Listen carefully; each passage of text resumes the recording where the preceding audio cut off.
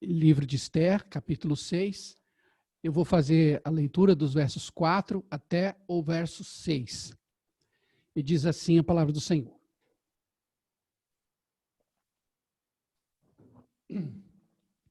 Perguntou ao rei: quem está no pátio? Ora, Amã tinha entrado no pátio exterior da casa do rei para dizer ao rei que se enforcasse a Mordecai na forca que ele, Amã, lhe tinha preparado. Os servos do rei lhe disseram: Amã está no pátio. E disse o rei que entrasse. Então entrou Amã. E o rei lhe disse: o que se fará ao homem a quem o rei deseja honrar? Então Amã disse consigo mesmo: de quem se agradaria o rei mais do que a mim para honrá-lo?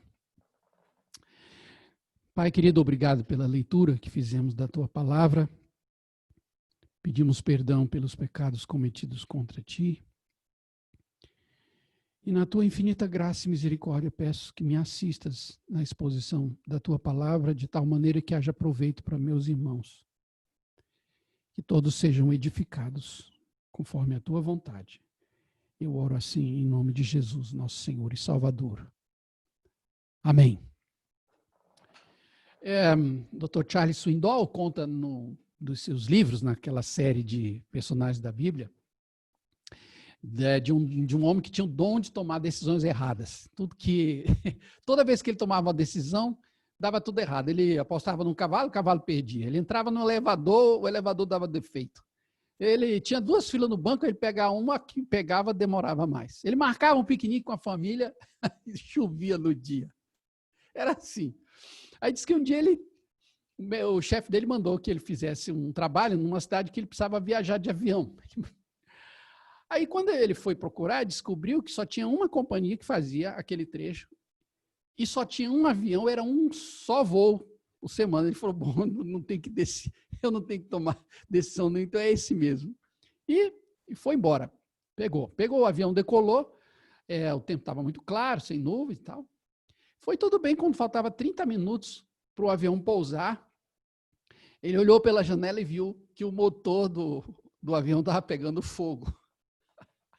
Aí ele, como era um católico muito fervoroso, começou a rezar. Ele orou dizendo assim: ai, meu São Francisco, me ajude. Tudo que eu faço dá errado, mas dessa vez eu não tive escolha. Era o único avião, era o único voo, e agora ele vai cair e eu vou ser castigado. Aí diz que nesse momento saiu das nuvens uma grande mão assim, pegou aquele penitente cristão e o tirou do avião e o manteve suspenso assim no ar. Aí nesse momento, uma voz bem grave disse: meu filho, você pediu a minha ajuda? Aí o homem disse: sim, eu mesmo. Valei-me, meu São Francisco, valei-me. Aí a voz disse: mas espera aí, você chamou São Francisco Xavier ou São Francisco de Assis? Na verdade, a gente, na nossa vida, nós tomamos muitas decisões, né? Às vezes você resolve ir para uma viagem e o carro sofre uma avaria mecânica. Será que isso é acidente, ou é falta de sorte, ou às vezes é um livramento, né? Quando a gente lê o livro de Esther, a gente percebe que o livro foi escrito para mostrar que Deus controla a história, Deus controla os reis, os impérios, os fatos importantes e os insignificantes. Ele controla os detalhes da nossa vida para cumprir a sua vontade.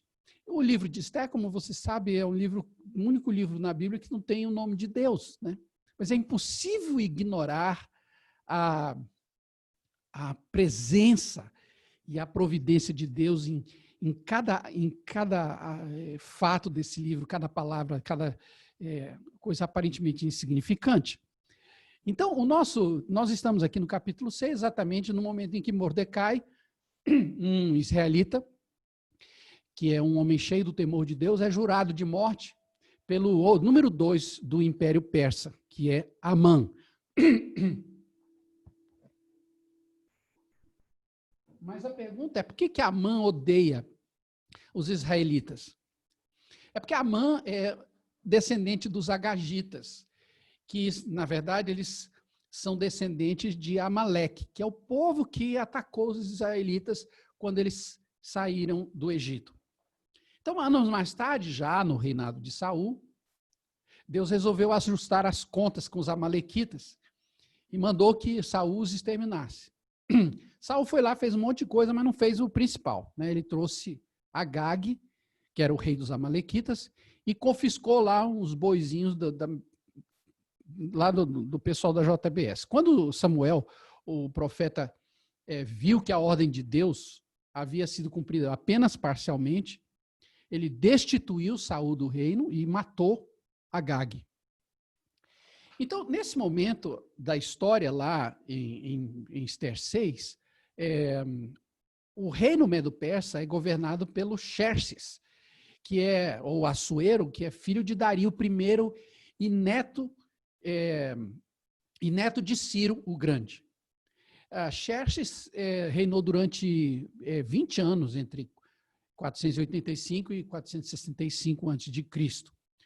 O Império Persa sobre o reinado de Xerxes é uma extensão formidável, vai desde a Índia, Caldeia, Egito e vai até a Grécia. Mas esse momento na vida de Xerxes é muito difícil, porque ele está vivendo a volta daquela batalha que ele perdeu em Salamina contra os gregos. E por causa dessa derrota, ele se tornou um homem muito amargo e cercado de muitos inimigos que queriam matá-lo. E é muito difícil encontrar alguém em que Xerxes confie. Mas ele agora encontra nesse cananeu amalequita, o Amã, alguém em quem confiar. A gente não sabe por que Amã tem toda essa confiança. O fato é que Assuero o promove a primeiro-ministro. E ele ficou tão cheio disso que ele achava que todo mundo tinha que se curvar diante dele. Só que lá na Pérsia, nesse momento da história, havia muitos estrangeiros fazendo parte da corte. E o nosso personagem, Mordecai, que é da tribo de Benjamim, e um dos ancestrais de Mordecai é Quis, que foi o pai de Saul. Então, essas duas famílias se encontram no reino de Xerxes. E Mordecai, ele não se ajoelhava de jeito nenhum. E aí o Amã ficou odiando o Mordecai e resolveu ajustar as contas da história, resolveu se vingar dos seus ancestrais.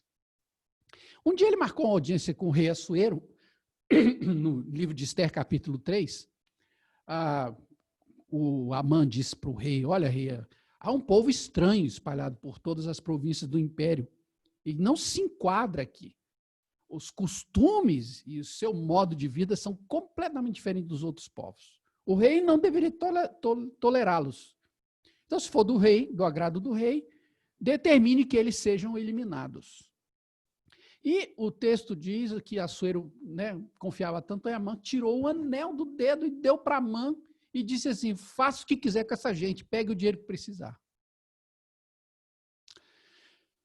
Bom, agora vamos juntar as peças. De um lado você tem Xerxes, o homem que comanda o mais poderoso e letal exército da terra. É um homem que tem um coração amargo por causa da derrota contra os gregos. Um homem que é extremamente cruel com seus inimigos, que desconfia de tudo e de todos, tanto que ninguém podia entrar na presença dele sem que ele autorizasse. Se entrasse, podia correr o risco de morrer. Aí do outro lado você tem Amã, que carrega uma ira mortal contra os ancestrais dos israelitas e quer uma vingança a qualquer custo. E você tem do outro lado Mordecai, que é um oficial leal ao rei, mas que não tem nenhum acesso à sala do rei. E aí agora você tem um decreto de morte que foi redigido pelo Amã mesmo e assinado pelo rei. Flávio Joséfo descreve assim uma parte desse decreto. O decreto dizia assim: há um povo espalhado por toda a face da terra, o qual é inimigo de todos os outros e possui leis e costumes próprios, e tem por inclinação natural um grande ódio aos reis. não tolerando dominação alguma, nem a nossa, nem a prosperidade do nosso império. Desejamos e ordenamos que quando Amã, a quem consideramos como pai, vos der a ordem, extermineis inteiramente esse povo, com as suas mulheres e filhos, sem poupar um sequer, e sem que a compaixão seja mais forte sobre o vosso espírito do que a obediência. Então, junte as peças, né?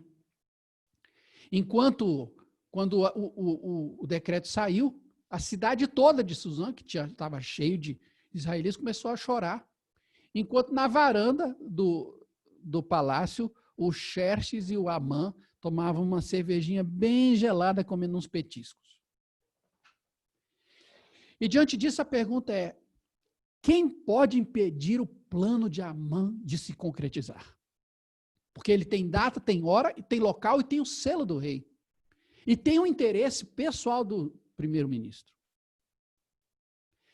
Ninguém pode impedir isso, a não ser Deus.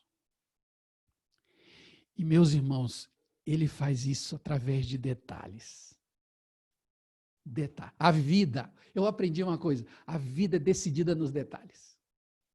Aquele grande expositor reformado Archibald Hodge, num dos seus capítulos sobre a providência de Deus, ele diz o seguinte: Deus governa e dirige as ações de todas as suas criaturas sem nunca violar as leis de suas diversas naturezas. Faz, contudo, que cada um e todos os eventos e ações sucedam segundo o plano eterno e imutável abrangido em seu decreto. Em outras palavras, Deus não apenas controla os grandes fatos da história, as ações humanas, mas detalhes insignificantes. Bom, se você já leu o livro de Esther, você sabe que quando essa ordem saiu, Esther foi chamada por Mordecai e ele disse: olha, agora Deus colocou você aí para alguma coisa. Você foi colocada para esse momento. E Esther, depois de jejuar e orar por 3 dias, junto com o seu povo, ofereceu um jantar assim daqueles nababescos para Xerxes e Amã, o primeiro-ministro.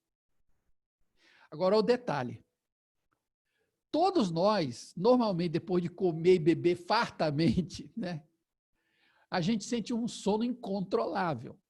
Esse é o normal. Se você come muito e bebe muito, você morre de sono. Essa é a rotina, exceto nos dias em que Deus muda a rotina. Então, a Esther preparou um jantar para os dois e eles se esbaldaram. O rei comeu e bebeu a beça. Foi para a cama, mas ele passa a noite em claro. Eu fiquei pensando assim, o que ele podia ter feito, né? Chamaram daquelas concubinas, das centenas, milhares que ele tinha, mas ele não quis. Podia ter chamado os seus músicos para tocar a música para ele, não quis. Podia ter chamado os seus encantadores para que eles fizessem poções mágicas para ele entorpecer ele e dormir, mas ele não quis. Ele fez o seguinte: ele chamou o secretário, mandou que trouxesse o livro de atas. Fala sério, Chico. Você tem uma noite de insônia, vai pegar o livro de atas para ler, né? Mas foi isso que ele fez. Mandou que trouxesse o livro de registros históricos, está em Esther capítulo 6. E durante a leitura, ele verificou com o registro de um incidente em que Mordecai tinha descoberto uma conspiração de oficiais muito próximos do rei, Bigtan e Teres, que eram da guarda do rei, que tinham planejado assassinar Xerxes, e o Mordecai ouviu, disse e salvou a vida do rei. Aí o rei falou assim: o que vocês fizeram para esse homem? Que recompensa ele teve? Aí o secretário disse: majestade, a gente não deu nada. Mas como nada? Quer dizer que alguém tenta matar, alguém tenta me matar, um oficial descobre e me livra da morte e não é dado nada para ele. Como é que é possível? O secretário disse: meu rei, nós não demos absolutamente nada. O detalhe: isso é bem tarde da noite já, na madrugada. O Xerxes não sabe nada do ódio de Amã por Mordecai. Nem sabe que Amã está planejando enforcar Mordecai na manhã seguinte. Então, só Deus sabe dessa história. Então, há certas situações, irmãos, que só Deus percebe. Todo mundo tinha esquecido de Mordecai, menos o Senhor. E Amã usou a posição dele para se vingar dos israelitas. Mordecai nunca cobrou nada do rei por isso. Então está lá o rei. Deu alguma coisa? Não. Nisso, o rei ouve um barulho no pátio. E pergunta, tem alguém no pátio aí? Quem tinha chegado era o Amã. Ele tinha chegado no palácio do rei, que ele queria pedir autorização, comunicar ao rei que ele ia enforcar o Mordecai logo nas primeiras horas da manhã. Então os guardas disseram, é o Amã que está no pátio. Aí o rei falou, manda ele entrar. Gente, olha o detalhe. 2 insones. Um passou a noite em claro lendo ata, e o outro, se dormiu alguma coisa, mal esperou o sol nascer, porque ele queria ser o primeiro a falar com o rei. Um quer falar com o outro. Os 2 têm pressa. Mas, quando eles se encontram, o rei fala primeiro. Amã, o que seria correto fazer a um homem a quem o rei quer homenagear? O Amã pensou, ele está querendo me homenagear. O que outra pessoa seria, né? Porque Amã, assim, olhou para a direita, olhou para a esquerda, olhou para frente, olhou para trás. E tudo que os seus olhos viam é que não tinha ninguém mais paparicado pelo rei do que ele. Bom, ele já era o primeiro-ministro. Ele já bebia na varanda do palácio do rei. Só para ele o rei tirava o anel para referendar os decretos. Quando a mulher do rei dava um jantar, ele era o único convidado. Ele falou, esse cara sou eu. Esse cara sou eu. Então, ele pensou e disse assim, majestade, olha, faça o seguinte. Mande trazer uma das vestimentas reais e um cavalo que o rei costuma montar. Um que tenha o brasão do rei na cabeça. Não era qualquer cavalo, era o cavalo do rei. Mas não era só o cavalo do rei, que tivesse o brasão do rei na cabeça. Depois entregue a roupa e o cavalo a um dos príncipes mais nobres do rei. Peça para que ele vista o homem, a quem o rei quer homenagear, e o conduza montado no cavalo por toda a cidade, proclamando, é assim que se faz ao homem a quem o rei quer homenagear. Então, Amã foi descrevendo, dando a ideia para o rei, mas já se imaginando na cena. Aí o Xerxes diz, faça exatamente isso, não perca tempo. Ele falou, joia. Pegue a roupa, tá na mão. E o cavalo, tá na mão. E faça o que você sugeriu, ele tá na mão. Ao judeu Mordecai, que está sempre ali perto da porta do palácio. E não se esqueça de nenhum detalhe do que você sugeriu. E Amã foi buscar a roupa e o cavalo, mas não era para ele. O oficial para vestir Mardoqueu era o Amã. E quem foi segurando o cabresto do cavalo, proclamando por toda a cidade, acordando a cidade, dizendo, é assim que se faz ao homem a quem o rei quer homenagear. Pelos planos de Amã, naquela hora da manhã, era para Mordecai estar sendo enforcado numa forca de 22 metros de altura que ele tinha construído ao lado da casa dele. Mas Deus mudou. Lá estava ele, Mordecai, montado no cavalo do rei, vestido com os trajes do rei, acordando a cidade. E o primeiro-ministro dizendo, é assim ao homem a quem o rei deseja honrar. Na noite seguinte, a Esther deu outro jantar ao rei. Foram 2. E é nessa ocasião, nesse segundo jantar, que ela pede pela vida dela e pela vida do seu povo. E é nesse jantar que Xerxes descobre que ele tinha sido enganado por Amã. E ele fica tão indignado que ele sai da sala e vai para o jardim. Quando o rei sai, o Amã, já percebendo que o destino dele estava selado, a sorte dele estava selada, ele cai aos pés de Ester para pedir para que ela interceda pela vida dele perante o rei. Só que a Ester, segundo o texto, ela está deitada num sofá. E o detalhe, enquanto ele está clamando pela vida dele, o rei volta repentinamente. E quando ele entra na sala do jantar, ele vê o Amã debruçado sobre a rainha. E pensa, esse miserável está tentando molestar a minha mulher na minha casa. Resumo da ópera. A última coisa que Amã viu nesse mundo foram os pés da rainha Ester. Porque o seu rosto foi coberto e dali ele foi para a forca que ele havia levantado para enforcar Mordecai. E foi enforcado nela. Bom, agora vamos aos negócios. Essa narrativa nos ensina 3 coisas, bem rápidas. A primeira, irmãos, eu aprendi, é que a nossa vida não é determinada pelas circunstâncias. Ela não é determinada pelos agentes do mal, nem por acidentes, mas ela é determinada pela vontade de Cristo. O profeta Anani disse ao rei Asa, desculpe, porque quanto ao Senhor, seus olhos passam por toda a terra para mostrar-se forte para com aqueles cujo coração é totalmente dele. Os olhos de Deus observam a terra. E o que é que eles procuram? Os olhos de Deus procuram homens e mulheres que o servem de todo o coração.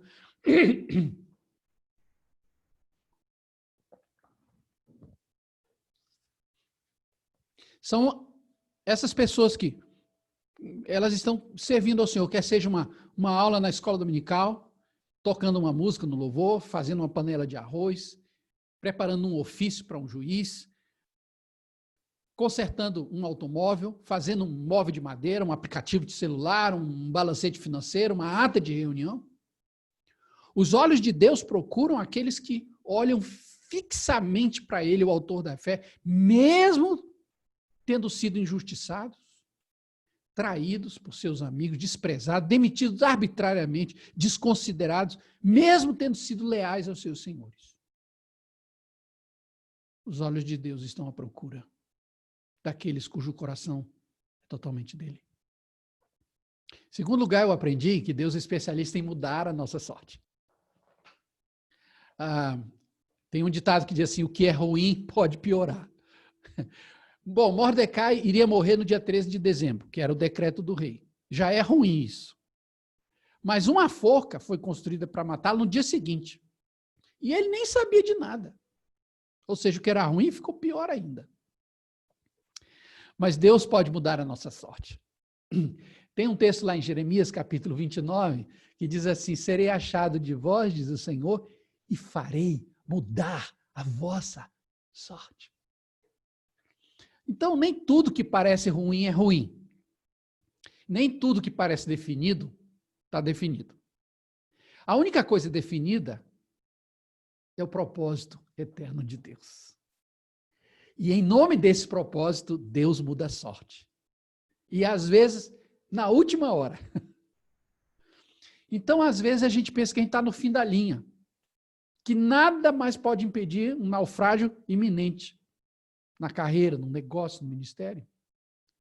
Mas Deus muda a nossa sorte. E, finalmente, eu aprendi, tudo que vai, volta.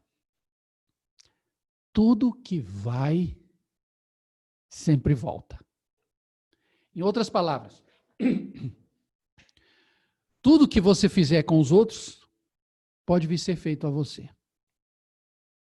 Se você for generoso, você pode receber generosidade.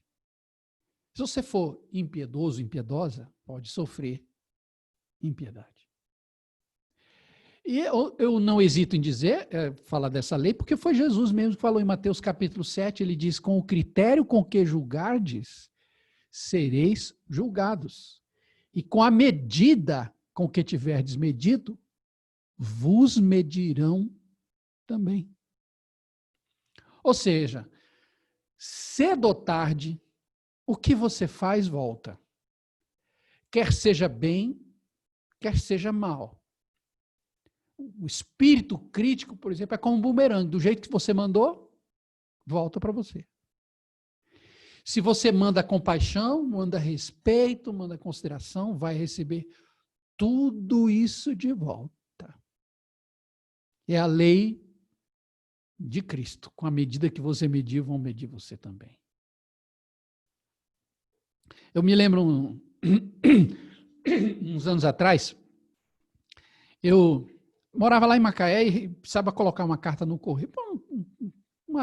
Uns CDs, era um CD que eu tinha que colocar no correio. Saímos de casa, eu e a Márcia, fomos para a agência central, onde a gente podia mandar um SEDEX. Só que nós chegamos lá, a agência do correio estava lotada. E eu entrei numa máquina para tirar uma senha para levar a carta. Mas, inadvertidamente, eu peguei a senha dos prioritários. E eu não tinha 60 ainda. Bom, eu não pensei. Quando eu tirei a ficha, assim, que eu olhei no painel, era a minha. Só que tinha uma pessoa na minha frente, estava terminando, e eu seria o próximo. Só que quando eu olhei, eu vi assim a placa, prioritários. Aí eu olhei a minha ficha e eu não era prioritário. Aí eu falei, bom, eu não posso usar essa senha. Eu voltei e tinha um senhor, bem idoso mesmo, uma aparência muito simples, entrando na agência, com um negócio pesado na mão. Eu falei, o senhor vai colocar essa encomenda no correio? Ele falou, vou sim, moço. Eu falei, olha, o senhor não precisa nem procurar por senha, pode usar a minha, porque eu não posso usar essa senha. E, ó, o senhor já está sendo chamado ali. Aí ele falou, nossa, que sorte a minha. Nossa, que sorte a minha. Aí eu voltei para outra máquina, onde era a máquina dos normais, tirei uma senha, tinha umas 40 pessoas na minha frente. Aí eu falei para a Márcia, bem, vou almoçar, porque quando a gente voltar ainda vai ter um bocado de gente aqui. Aí foi o que a gente fez. Fomos almoçar, depois compramos umas coisas e tal, voltamos para a agência. Aí o meu número tinha passado. Aí eu peguei outra senha, tinha mais umas 300 pessoas na minha frente.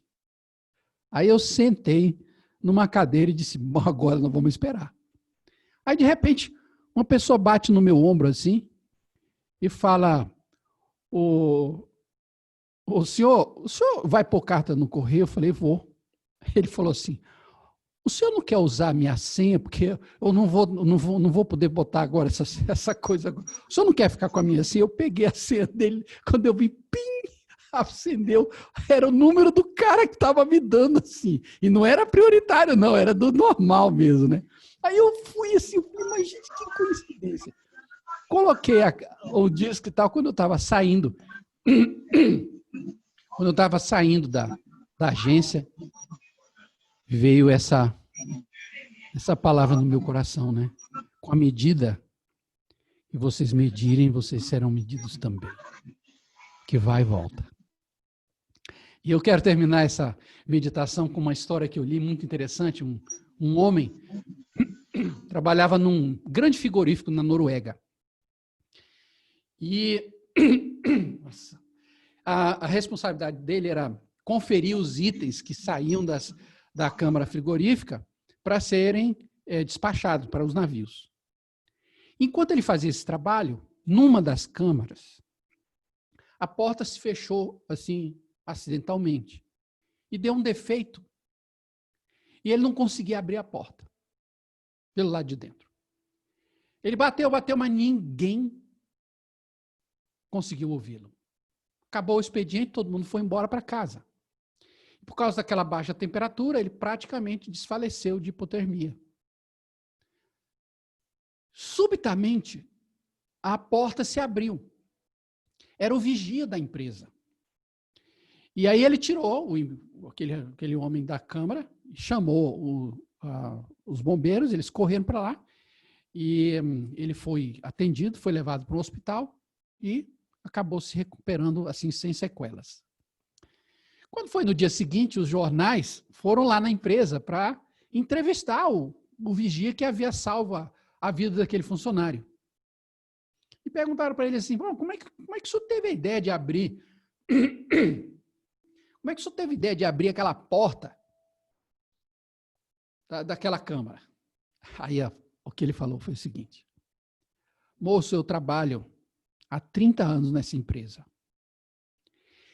Centenas de funcionários passam na portaria todos os dias. Mas ele é um dos poucos que me cumprimenta. E ele me cumprimenta quando entra e quando sai. E ontem de manhã, eu me lembrei que ele tinha entrado e dito assim, bom dia, seu Carlos. Mas eu não lembrava de ele ter saído e dito assim, até amanhã, seu Carlos, como sempre ele faz. Aí eu desconfiei que tinha alguma coisa errada e fui atrás dele. A Escritura diz, aquilo que o homem semear, isso também ceifará. A mensagem de Mordecai aos injustiçados é esta: lembre-se que os olhos de Deus nunca piscam. Ele sempre saberá onde você se encontra. Mordecai era para estar enforcado na forca de Amã, mas quem foi para a forca foi Amã. E Mordecai se tornou primeiro-ministro do rei. Tudo que vai, volta. Curve a cabeça, por favor. Vamos orar. Pai, te damos graças pela tua palavra que lemos nessa noite. O livro de Esther é um livro tão maravilhoso, tem tantas coisas. Hoje ficamos aqui mesmo que na superfície. Mas já deu para ver como Deus controla todos os fatores da nossa vida, como Ele controla todos os detalhes, coisas mínimas que Ele usa para que o seu propósito seja cumprido na nossa vida. Perdemos um ônibus porque chegamos atrasados, ou um voo, ou tomamos um caminho errado, perdemos um compromisso. Nós nunca imaginamos que através de detalhes Deus vai guiando, poupando, preservando, livrando a nossa vida. Quantas vezes nós somos tão ingratos e falamos tão mal, reclamamos, murmuramos tanto, quando nós devíamos confiar naquele cujo plano é perfeito e toda a sua vontade é cumprida, e nenhum dos planos pode ser frustrado. Na noite de hoje nós aprendemos que Deus está no controle. Não são as circunstâncias que mudam a nossa vida, ou que controlam, mas o teu plano eterno. Aprendemos também que Deus é o mudador de sorte por excelência. Ele muda a nossa sorte de acordo com o seu propósito. Em terceiro lugar, aprendemos que à medida que medimos os outros, por ela também seremos medidos. O que vai, volta. Então, que nós estejamos sempre mandando a compaixão, a misericórdia, o respeito, o cuidado, a preocupação, para que nós sejamos medidos com essa mesma medida. Aplica essa palavra ao nosso coração. Nós oramos agradecidos por amor de Jesus Cristo, a quem amamos, servimos e adoramos. Amém. Amém.